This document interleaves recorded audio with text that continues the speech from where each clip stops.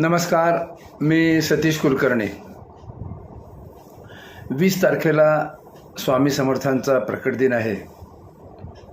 अनेक ठिकाणी आत्तापासूनच सेवा कार्याला सुरुवात झालेली आहे. धार्मिक कार्यक्रमांचं आयोजित केलेलं आहे. बऱ्याच नामवंत भक्तांनी या दिवशी काय सेवा करायची ती रील्समधून व्हिडिओमधून सांगितलेले आहे. कुणी काय सांगावं हा ज्याचा त्याचा प्रश्न आहे. खरं म्हणजे मी आता ही सेवा सांगणार नव्हतो. बऱ्याच वेळा चांगले वाईट अनुभव येतात, पण नेहमीचे जे माझे स्वामी भक्त आहेत त्यांनी फार आग्रह केला की आता 2-3 दिवस राहिले, तुम्ही जी सेवा सांगता ती अत्यंत सोपी असते. आम्ही बाकीच्यांच्या ऐकल्या, परंतु आमचं समाधान होत नाही. मी म्हटलं शेवटी नामस्मरण हेच महत्त्वाचं आहे. परंतु ते म्हणजे तुमच्या तोंडातूनच ऐकायचं, कारण तुमची 53 वर्षाची सेवा आहे आणि तुम्हाला जे फळ मिळालेलं आहे ते पाहून आम्हालाही त्यातील काहीतरी हिस्सा मिळावा. आणि तुम्ही जे प्रामाणिकपणे केलं आहे, तुम्ही काही खर्च सांगितला नाही, अंधश्रद्धा सांगितली नाही आत्तापर्यंत, आणि आताही तुम्ही सांगणार नाही, म्हणून आम्हाला तुमच्याकडूनच ऐकायचं आहे. सारखं नाही म्हणणं योग्य वाटत नाही, म्हणून मी जी सेवा सांगतो आहे ते ऐकून घ्या. शेवटी ऐकायचं का नाही ऐकायचं हा ज्याचा त्याचा प्रश्न आहे. स्वामी समर्थ या कलियुगाचे तारक आहेत.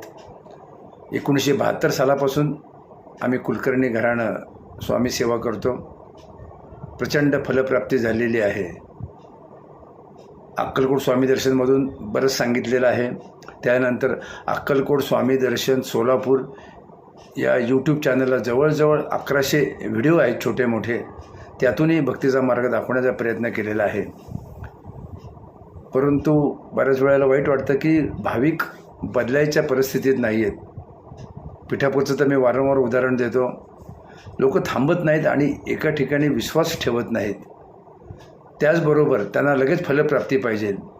स्वामी समर्थ कृपाळू आहेत, आम्ही त्यांना आजोबा म्हणतो, परंतु लगेच फलप्राप्ती मिळणार नाही. स्वामी कठीण समयी परीक्षा घेतात.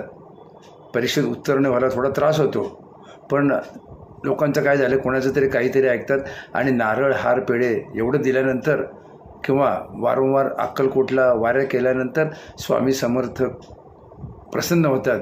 ही भ्रामक कल्पना भाविकांनी डोक्यातून काढायला पाहिजे. स्वामी समर्थ रागीट आहेत. त्यांच्या इतिहासामध्ये आहे, त्यांनी श्रीमुखात दिलेली आहे. मध्यंतरी एका मंदिरामध्ये एका पुजाऱ्यालासुद्धा एका भक्ताकडून श्रीमुखात खावी लागली. म्हणजे स्वामी जागरूक आहेत, याबद्दल काही दुमत नाही. भक्ताच्या संकटाच्या वेळेस स्वामी समर्थ धावून येतात, यातही संदेह नाही, कारण स्वामींचा कृपाशीर्वादच आहे. भिवू नकोस, मी तुझ्या पाठीशी आहे. अनेक प्रगट दिन आले गेले, अनेक पुण्यतिथी आल्या गेल्या, परंतु स्वामी भक्तीचा मार्ग अजूनही लोक समजून घेत नाहीत. तुम्ही जेवढं स्वामींना समजून घेताल तेवढा तुमचा भक्तिमार्ग सोपा आणि तुमच्यावर कृपा होणं अतिशय सोपं आहे. पण ज्यावेळी रिंगणातून किंवा नारळ हार पेढ्यातून आपण जेव्हा बाहेर येऊ, तेव्हा तुम्हाला स्वामी समर्थांचा कृपा प्रसाद मिळायला वेळ लागणार नाही. अलीकडं मी यापूर्वी सांगितलं की पुण्यतिथी आणि प्रगट दिन म्हणजे फक्त भंडारा. लोकांचा प्रसादावर एवढा जोर असतो, म्हणून मी मध्ये गमतीने 2-3 वेळा म्हटलं, टाळ्या वाजवायला 8 जण असतात, पण प्रसादाच्या वेळेस 60 जण उपस्थित असतात. लोकांना प्रसादावरच फक्त भरोसा आहे.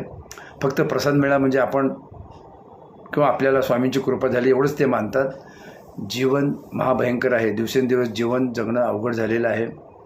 तुम्हाला कुणीही वाचवू शकणार नाही, तुम्हाला पैसे उपयोगी पडणार नाहीत, पण स्वामींचा कृपा आशीर्वाद असला आणि स्वामींच्या सहवासात असलं तर तुम्हाला ते फार सोपं जाणार आहे. पुढं तर तुम्हाला कुठेही जायची गरज पण नाही. तुम्ही कोणत्या मंदिरात सुद्धा जाऊ नका. फक्त या प्रगट दिनादिवशी स्वामींना प्रार्थना करा. ती प्रार्थना अशी, एकतर स्वामींच्या फोटोसमोर बसा, डोळे उघडे ठेवा. तुम्ही डोळे उघडे ठेवायला चालू करा.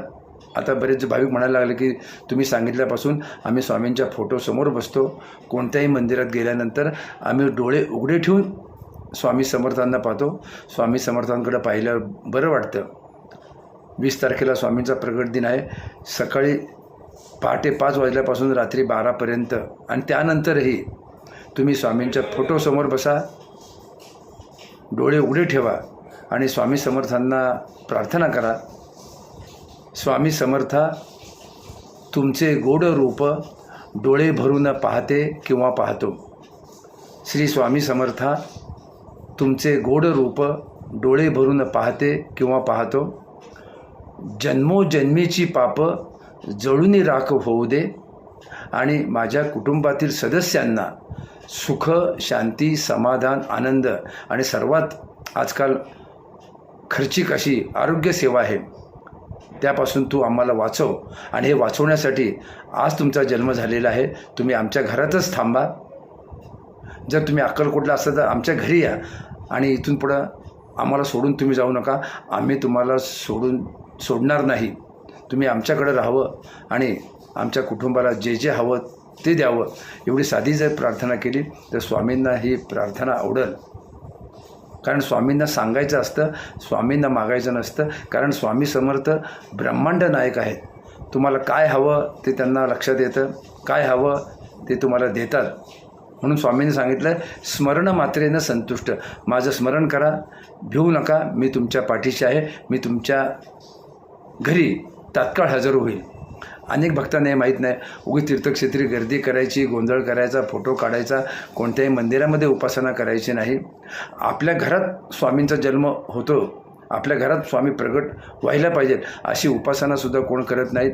फक्त प्रसादाला त्या मंदिरात जाऊन गर्दी करायची, त्याला फक्त समाधान आहे. परंतु आपल्याला स्वामींना बोलवायचं आहे, स्वामींना सांभाळायचं आहे. म्हणून गुरुचरित्रात फार सुंदर सांगितलं आहे, आणिक सांगेल एक खूण, गायन करीजो माझे स्मरण, तयाच्या घरी आपण असो अखंडिता. ज्या घरामध्ये नामस्मरण केलं जातं त्या ठिकाणी मी असतो. तसं तुम्ही त्या दिवशी जास्तीत जास्त नामस्मरण करा, मोठ्या आवाजामध्ये करा. स्वामी समर्थ तिथं हजर होतील. आणि स्वामी समर्थ हजर झाल्यानंतर स्वामी समर्थ काय करतात किंवा काय करू शकतात हे गुरुचरित्रामध्ये सांगितलेलं आहे. कारण हे सगळे दत्त अवतारच आहेत. नृसिंह सरस्वती महाराज, स्वामी समर्थ महाराज, श्रीपाद श्री वल्लभ हे सगळे दत्त अवतार परंपरा आहेत. आणि ते भक्ताच्या हाकेला, प्रार्थनेला धावून येतात. म्हणून गुरुचरित्रामध्ये सांगितलं आहे, जयाच्या घरी गायन गाती. ज्याच्या घरामध्ये नामस्मरण केलं जातं त्याच्यावर माझी अतिप्रीती. स्वामी महाराजांना स्वतःचं नाव घेणारे भक्त फार आवडतात. म्हणून स्वामींना गायन म्हणजे नामस्मरण फार प्रिय आहे. आणि सामुदायिक नामस्मरण तर महाराजांना फार आवडतं. खरं म्हणजे या प्रगट दिनापासून काही लोकांनी ठरवा की आपण गुरुवारी अर्धा तास, 1 तास बसू आणि केवळ फक्त स्वामींचं नामस्मरण करू. नंतर तबला पेटी नंतर येईल आणि सुरात सूर चांगला मिसळेल. जयाच्या घरी गायन गाती, त्याच्यावर माझी अतिप्रीती. व्याधीन होय त्यांचे घरी, दरिद्र जाय त्वरित दुरी. पुत्र पौत्राद्री त्या घरी शतायुष्य नांगतील. साक्षात नृसिंह सरस्वती महाराजांनी हा आशीर्वाद दिलेला आहे. हा काही इतर कोणाचा आशीर्वाद नाही, प्रत्यक्ष देवांच्या मुखातून बाहेर पडलेला आशीर्वाद आहे. तो आशीर्वाद सर्व स्वामी भक्तांना या प्रगट दिनापासून मिळणारच. पण त्याबरोबर आपली सेवा वाढवा, नामस्मरण वाढवा. गुरुवारी किंवा रविवारी एका रात्री संध्याकाळच्या वेळेस एक अर्धा तास सवड काढा. पहिले 5 जण जमतील, 10 जण जमतील, फार फार आपल्या घरात काही 25-30 जण जमतात. चहा पाण्याचा कार्यक्रम होईल. स्वामी हे सगळं पाहतील आणि स्वामींनासुद्धा हे आवडेल. स्वामी तुमच्या घरातून जाणार नाही. स्वामींना सांभाळा, तुम्हाला जे जे हवं ते मिळेल. तुमची आरोग्य क्षमता वाढेल, तुम्हाला कशाचाही त्रास होणार नाही, दरिद्र जाईल. हे सगळं स्वामींनी सांगितलं आहे, ते तुम्हाला मिळावं अशी मी प्रगट दिनानिमित्त, या सेवेनिमित्त तुम्हाला सांगण्या अगोदर आणि सांगितल्यानंतरसुद्धा माझ्याकडून मनोमन प्रार्थना मी करत आहे. तुम्ही तशी प्रार्थना करा आणि स्वामींना पुन्हा एकदा सांगणं की स्वामी, दिवस वाईट आहेत, तुम्ही आमच्या पाठीशी असल्यामुळं आम्हाला निर्भयपणा येतो. तो निर्भयपणा तुमच्यामुळेच आम्हाला मिळणार आहे. तो मिळावा, त्याचा अनुभव यावा अशी प्रार्थना करू. अवधूत चिंतन. श्री गुरुदेव दत्त.